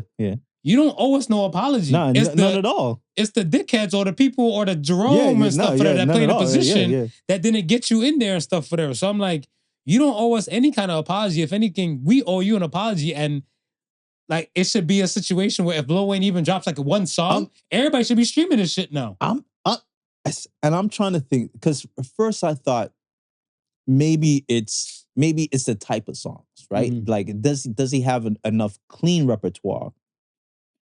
But then I was like, nah, but you know, there's a lot of past performers. What do you mean clean repertoire? Like songs. Lil Wayne gave a rock album, dog. But this is what I'm saying. But that's what I'm saying. But I was like, nah, but even without him giving a rock album, there's a lot of artists that performed at the Super Bowl that, you know, I had a lot of raunchy and stuff that was out there. So yeah. He you know, there's radio edit versions that he could have done. I mean, there's a lot of ways that he could have done a show. I just don't understand how would they not give him the. If I'm gonna, I can understand. But it's what I'm saying, I got emotional like looking at it, whatever. Because I'm looking like, yo, Lil Wayne is a kingmaker. Like if we're looking at the epitome of the black community, Lil Wayne is that figurehead for me. And I'll tell you, and I explain it like in this way, whatever. Lil Wayne was that little boy you saw from Ground Roots. What, Bling Bling? Remember, Bling Bling is Lil Wayne. Right. From 14 years old, Lil Wayne has been doing this and stuff like that. And no shade to Juvenile, because Juvenile had the name Juvenile. Yeah. Right? But Lil Wayne's been doing it from that long. We've been getting Lil Wayne from generations now. From decades. Yes. Right? So from decades, we've been getting this guy till he became his own personal king. And then he became kingmaker. He gave us Drake. He gave us Nicki Minaj. Right? Boss. This man is still great. That's what I'm saying. This is a cult. And I looked at it and stuff. I was like, someone has to answer for this and stuff, whatever. Because I will look at, And but this is what I'm saying. Like, I do not get it. Because even when, like, even in some of the, you know, some of the posts, people are arguing, and how one person was saying, "Oh yeah, but they're gonna go with Kendrick because the popularity and the bigger job." And I'm saying the one song. Yeah, and they're talking about revenue. I go, are you nuts? I said between Kendrick and Lil Wayne, who do you think has more fans? I said Lil Wayne operates in multiple genres. Multiple genres. I said, if you're looking for a bang for your buck, Lil Wayne could have a rock crowd up there. He could have all the Cash Money members up there. He could invite Drake and Nicki Minaj. He could make a halftime show in New Orleans. Versus what Kendrick could do. Yeah, pretty much. That's why I was upset. That's exactly why I was upset. And I know I'm speaking from like a place of like bias and stuff, but I was looking at it stuff, it's like, let me remove myself and try to look at it. And then I look at it as like the same way you were saying, the coolest monkey in the jungle thing, right? I was like, okay, we have a problem with NFL, so to speak, for the past few, let's say, years, let's say within the decade and stuff, about the whole kneeling, not enough black and you know what I'm saying, not enough awareness and stuff for black. Okay, we put Jay-Z into this position and stuff, or he's earned his way into that position, however you want to word it. Right. And stuff like that, whatever. So we're looking at stuff as like, he is like us. He is like us. Yes. So now when it comes to a decision and stuff like this, whatever, you're looking like, well, why are you here? Yeah. Why are you here? Yeah. Because if you gave me you remove the hip hop type of style and stuff, whatever, and say your NFL, 1 year we're gonna do hip hop, 1 year we're gonna do rock, 1 year we're gonna do pop, and you just rotate and stuff with some shit like that, whatever. Right. Put somebody else there. Yeah. Why are you here? You're here for this purpose and stuff, to kind of keep it kind of, most of the hip hop, most of the players and stuff are kind of vibing like that. How do you now feel that? Or let me put it this way: how do you think the culture, or the hip hop culture, the culture of hip hop now looks at Jay-Z? Because remember, a lot of them were weren't feeling him because they felt like how he snuffed like the 50th celebration, the whole 50th celebration, feeling like, yo, he's kind of like, yo, you're a part of hip hop, but you're behaving like you're not respecting the part of hip hop that you're supposed to play. Like, how do you think now this falls in, where the coolest monkey in the room is supposed to stand up for what we supposed to look at? Monkey in the room. He is the coolest in that room. He's the only black person. He is the only. When you come on, let's be real. In that room of those board meetings, he's the one that they're looking at. The coolest monkey in the room. He's the one they're looking at. I feel like sometimes I'm at work, I'm in the meetings, I'm the coolest monkey in the room. You're the coolest monkey in the room, brother. I don't care what you say. I don't care what you say. You're the coolest monkey in the room. Oh my God. So we're proud, brother. We're proud. You know what I mean? So, they ain't letting us. They're not letting all the monkeys in the room. They're not letting. You know what I mean? So we respect y'all. But when you're in that room, we want y'all to represent us properly, man. Yeah. And that's it. Yes. That's it. Wow. Okay. Good talk. No, it's funny because I wasn't sure if we were gonna touch upon it. You know what I mean? Because it's one of those things that it's been killed. But I think our perspective on it is what is missing. Because again, no shade to Kendrick, and I'm not harping on the fact that for me, I'm not harping on the fact that it's in New Orleans and he's from there. No. For me, I'm going from the point of what he has done for hip hop and as a legacy artist, right? If you'd have given it to somebody who had put in the time in and had maybe not as much success, but has been successful, I probably wouldn't be as mad. Yeah. I probably wouldn't be as mad, but to know that I don't feel Kendrick has earned that spot yet. No. Agreed. And I'm not to say that he's not going to earn that spot. I just don't think he's earned it yet. No. Agreed. All right. Let's get to question of the week. Question of the week. At what age do we get too old to fight? If you were to give an age number. Fight how? Physically? Fight just like... Physically or verbally or mentally. Like I look at it stuff as where you and I have a disagreement. Right. Right? Yeah. You are, what would you say your 50 thing is? You said like you're 50, you're 55 or something. What'd you say? Nifty 50? Nifty 50, some shit like that. And I'm 39. And I feel like if we get into a disagreement, it should be nothing where we just don't agree on to whatever subject matter it is. Yeah. And no love is lost. Right. That's a debate to me. Yeah, yeah. I think when the love is lost, this is a fight. Right. So now we can go from talking about, I don't know, why you wore yellow socks, where I wear blue socks and stuff and everything like that, right? And we get into this debate now, then it goes from talking about socks to be like, well, whatever, nigga, because your car tire flat, or I'm talking bad about you and shit. And I was insulting and stuff like that, whatever, right? Love is lost when insults and stuff start to come in. Yeah. I was watching the presidential debate. I want to hear fucking policies. I don't want to hear spats. Yeah. Like, when do we get too old to stop fighting? Like, is there an age and stuff, whatever, right? Because like, a lot of people, like, even there was a young girl voter. I was watching from ABC standpoint.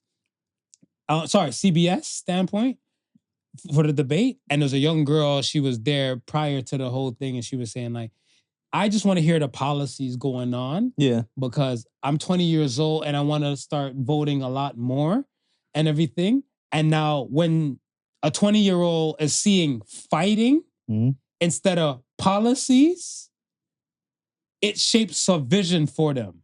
I was gonna say, when you mentioned the young girl, I was gonna say it's not an age thing. It's a level of maturity. And So, you're either gonna give me. But I want an age number. What do you think the average person might mature at? So I want to say, like, when we talk about, say we talked about like men coming into like their prime. Yeah, the prime can happen at any age. I want to say an average age for me thinking, I would say 25. Damn, that's mature that's early as fuck. But I'm saying 25. I think you should have that whereabouts. Not to say that it's going to happen. Yeah, like on a consistent level, but I think at 25 you should start having that mindset of your conflict resolution should be different. I would say 36, just to be an asshole. I say 35 deep down inside, but I'm gonna say 36. I'm gonna give people an extra year to get the benefit of the doubt. You're gonna give them an extra year. And why am I thinking it's a little bit higher than yours? Because I look at it stuff as where I don't think the human brain has fully developed yet and stuff before the age of 30. Right. And I feel like when people get into like their mid-30s, they get into this notion and stuff to kind of understand and stuff, whatever. Not everything is a battle. Yeah. When you're younger, you might have more tenacity and stuff, whatever, and you might be wrong and strong and stand on some things and stuff, whatever. It takes a cerebral person to get there at 25, because I want to say at 25, I was nowhere fucking near there. So that's what I'm saying. Why would you say 25 then? No, I'm saying I would want that to be. Oh, so what age would you pick then? No, age 25 is the age I would pick. And that's why I said, I know it would probably be impossible for a lot of people to get there. Yeah. But I think at age of 25, I'm looking at the possibility that people will get there. And I'm positive thinking and stuff, whatever, that at 36, they should get to that point. Because, at 36. Yeah, because I look at it stuff as where you now, let's say, and I'll just use you as an example and stuff, whatever. You might look at me and stuff like, yo, Marv, this is not a battle. This is not a fight. Right. Or you're I had to line up somebody yesterday. You know this. Yeah. Whatever, right? And you, God bless you, the finesser, you made it seem so nice and worded. It was a professional fuck you. That's what the email you sent? Right. Was a professional fuck you. And I was like, mine was just turn the locks on. If you knew we wanted to make it, fuck you. And then you was like, no. Dear ass face. Unfortunately, we do things like this. And I was looking at it stuff as like, this is a man. When I saw it and I knew you did it, right. and I looked at stuff and I'm like, if I'm looking at you, I'm like, this is a man that knows for a fact that like, yo, this can set people off in the wrong way. Right. And you want to be politically correct as much as possible for less negative fallout. Right. It takes a cerebral person to think like that, because I feel like a lot of people and stuff, they're still in the wants thing. They're like, I don't give a fuck about what you want because I want about me. Me. Dylon, and Dylon. Yeah. So I feel like they're just gonna just blow. But at the end of the day, I'm thinking about me and that's why I don't blow, because you don't want to fight because you're at an age where you're too old to fight. It's not that I don't want to fight, right? But some stuff I gotta fight more strategically. So if that means coming to you with flowers, because next week I expect for you to come to me with $50, I'm coming to you with flowers. The fight is still on. It's just that I'm not coming to you with the sword, so next week you don't bring me my $50. So that means you're still fighting then. I'm still fighting. So your fight is never done. Yeah, your fight is just, I guess, so to speak, refined. I was about to say the fight is more refined. Gotcha. Right? Because I understand certain things.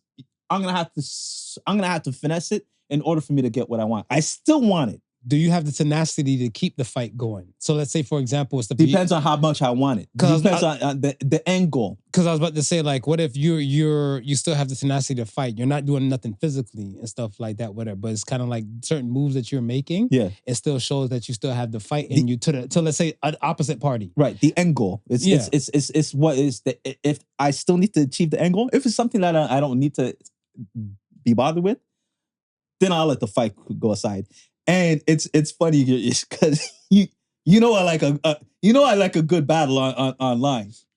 I like a good battle online. Would you stand on that though? Like let's say the people who always fight you, because when I see you battling these people and stuff, I was like, this nigga got time. I always say that, but I look at it stuff as like, if this was a first face-to-face verbal type of thing, whatever, because let's say some of these people and stuff, whatever, like, I want to say, yeah, you can raise your voice and stuff at times. And you have some volume to you and stuff, whatever, too, right? Yeah. But I look at it stuff as like, what if you run into somebody who might be talking out of their neck, and then like they just get like belligerent and shit like that and stuff. Would you still battle out the same way you would do in Twitter finger land compared to like a face-to-face? So let's say, okay, let me explain like it's stupid. Right. If the person, right, that you're online arguing with, the same words that you're saying to them are texting out, or you're having this debate with whatever, could you have the debate with them face-to-face with them in front of you just like that? Instead of you texting it out, you having the words, because the possibility of them, they might be a different kind of monster. And when in that situation, I would try and read the language. If I detect that I can still get my point across. So you fight to win. Well, that's what I'm saying. Because like you fight because you know you're gonna win. Excuse me. At the end of the day, if I know I can get my point across, and I know that you're going to allow me without you getting like belligerent, out of character. If I know if I can get to my point, then I'll fight it to my point. If I see there's no way of getting there, that it's not worth me fighting, and I'll just. So would you give up proving your point? I'll give up proving my point at that point. Gotcha. Because you're tired of fighting. Yeah. Right. And that's what I'm saying. Like, I feel like a lot of people and stuff, like the older you get, you lose, I would think you're losing the tenacity and stuff to fight. Yes, you're right. Refine your fighting and stuff, whatever. You don't have to lift a friggin' finger to prove a point. Whatever. I think that's a beautiful thing, because they said the best wars are the ones that without violence. Right. I agree to that to a full extent, but I look at it stuff as like some people and stuff like they just want to fight. And then like they feel like they can fight forever. Like I even like to look at my mom and stuff. My mom, if before she's like, these people better not fuck with me, I'll fucking cut them. You like 60, dog. Like pick up a Bible or something, whatever. How are you still trying to cut somebody? Like when do you lose this energy and stuff to fight? Like I don't want to do. I look at this stuff as this. If I look at you and I realize I have a problem with you, right. I don't even want to be in the same room as you. Yeah, yeah. Much less like somebody passed me a bottle. Let me bottle this mother. No, right. I don't want to fight. Yeah. So that's what I'm saying. Like I look at this stuff as like, yo, at 36 and stuff. Like for me, I came to that point and was more so 35. Okay. But I looked at this stuff as where we're now living in this whole landscape where like, and this came to me at 35. When I was 35, I was in a pandemic. It was during the pandemic. I seen a mild debate or argument happen in the grocery store. Everybody's masked up with gloves on and everything. We're all doing the same thing. We can't go in the grocery store without gloves on. Yeah. And people are arguing and stuff. And one person is an ignorant black lady. She took off her mask and went to go spit on the person. So I'm like, this is where a disagreement goes to, where somebody might possibly spread COVID. Right. Right? And I was like, but that's an assault charge. Yeah. So I was like, I don't want to get an assault charge. For, you know what I'm saying? I'm like, I got paper to make. I had a son to raise. I got happiness to pursue. I'm not on that. Yeah, no. So I'm like, yo, I went home that day and I thought about it and stuff. I'm like, yeah, I'm too old to fight now. Too old. Yeah. So I'm like, okay, we can agree and not to agree on some things and stuff, whatever. When you want to keep coming in and stuff. One more thing, you won. Leave me alone. You won. Yeah. All right. Let's get to Ask the Sons and cha-cha slide. Ask the Sons. First Ask the Sons comes from Sierra86. If the devil was at your doorstep now, what would you say to him? If you didn't win the first round in heaven, what do you think you're going to win the second round on earth? Maybe because he didn't have enough supporters. And just a ton of people that's satanic worshipers here or whatever, right? He's got a lot of backers. People that don't cut deals and stuff, whatever. DMX, so much sold to the devil. Price was cheap. Like, you know, like. I mean, he got a lot more henchmen. He been down here for a while recruiting. I thought the thing was empowering the numbers. This is true. Right? I would ask, did it hurt when you fall from heaven? No, I'm just joking. No. I think the question I would ask the devil is that why did you disagree? And the reason why I say disagree, because I look at it as he was casted out, right? He or she was casted out. And if you fell in line, so many things and stuff, whatever, would have, proverbially, so to speak, never happened. Right. Who do you blame when things don't go right now? Do you only blame God? Because there's no devil and stuff, whatever, but then now he's casted out, and now you're like, I hear people say it all the time. The devil won't let me be great, or the devil won't let me win, and the devil is among, you know what I'm saying? Yeah. So look at himself as like, but if he stayed in line and stuff like that, who do you blame? That's a good question. Maybe even ask him, do you think playing second fiddle now would be better than what you have?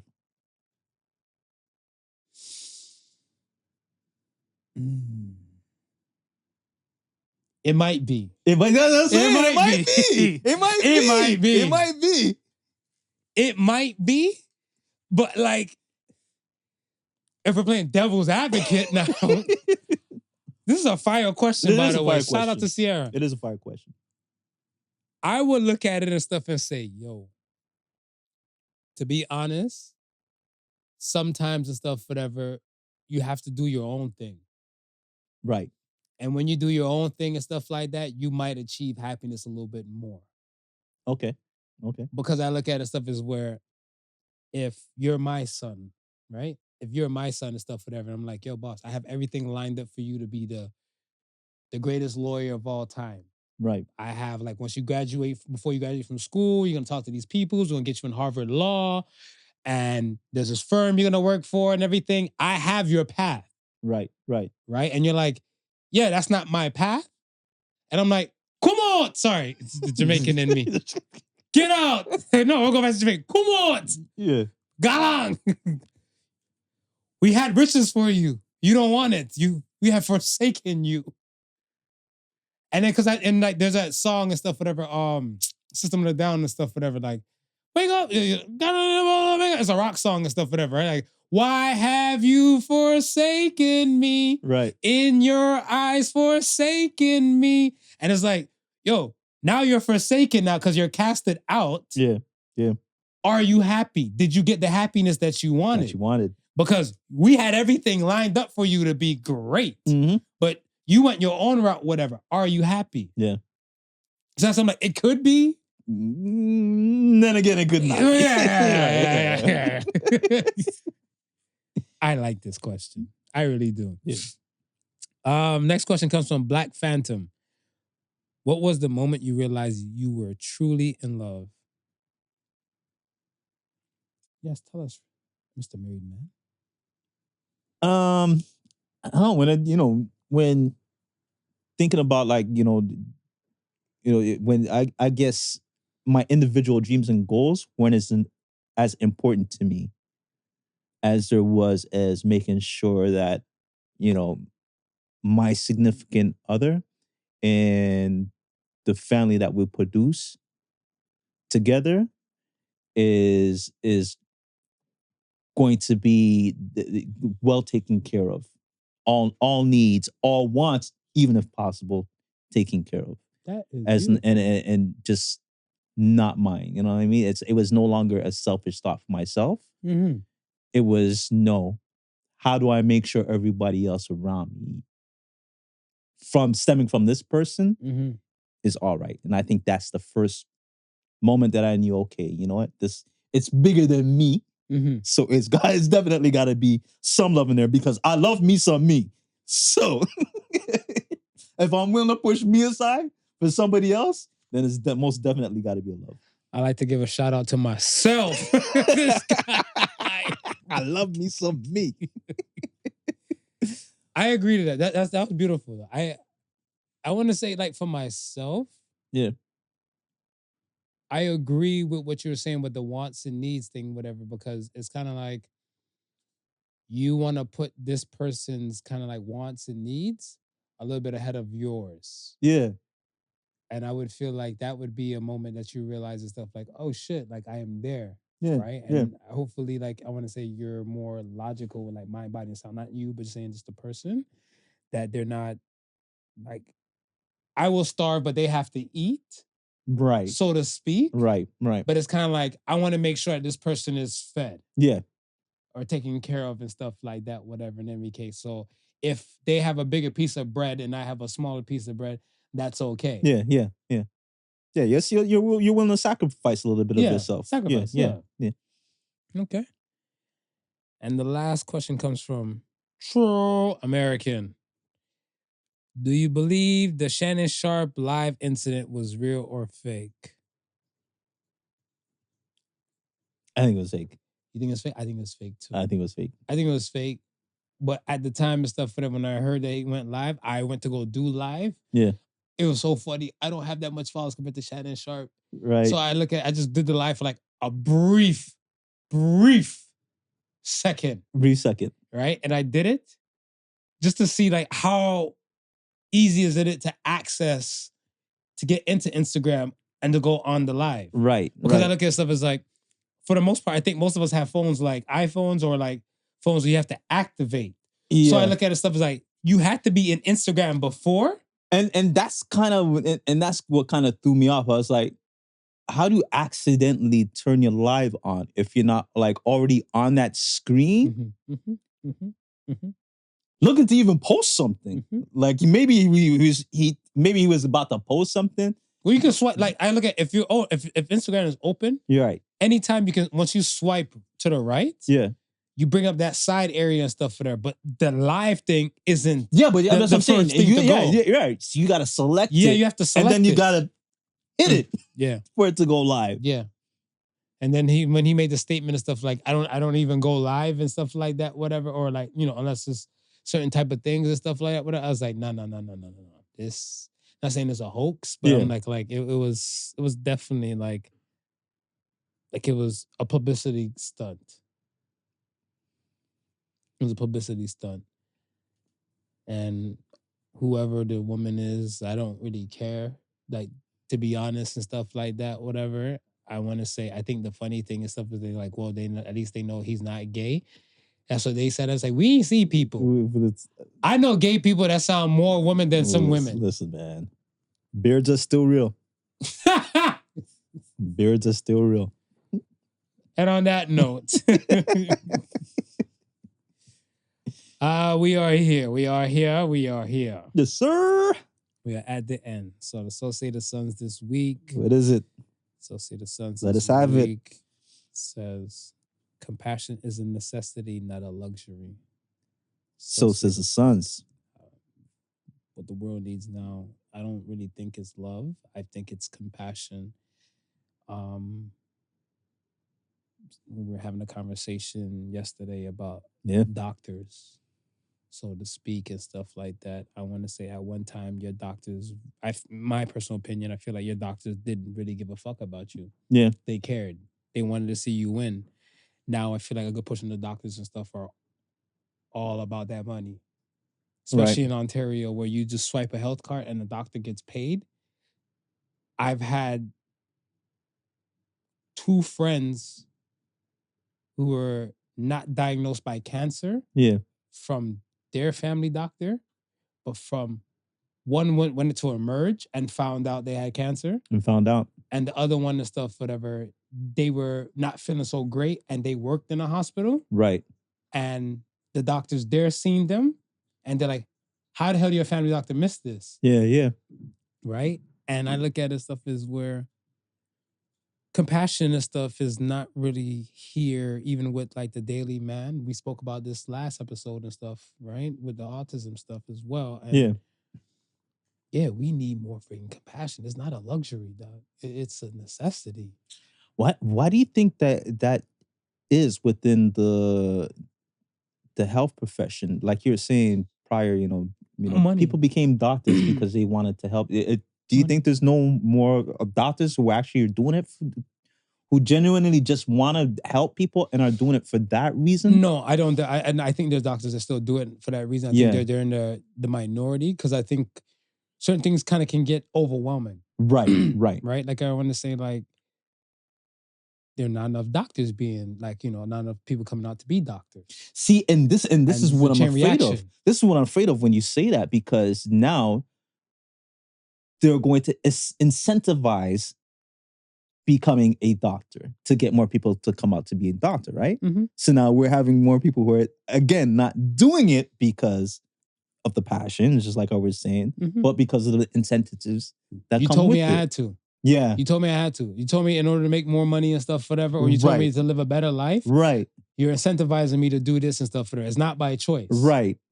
It's like you gave me no other option. Yeah. So now I'm here. I'm grateful that like this is stuff, whatever, and I'm not shitting on those doctors that I don't see the compassion from, whatever, but I look at it stuff as where, because at the end of the day, extenuated to your patients more than your family. Yeah, because at the end of the day, it's not a job that requires compassion, but it's not. It's compassion is what really makes the difference in it. But I look at it stuff as where it's compassion and stuff is when even you have a lawyer just come see somebody and stuff and be like, yo, all right, I'm the best of the best of what I do. I'm gonna get you off and stuff like that. And then you know in your heart of hearts that your client and stuff is this much of a guilty motherfucker. Right.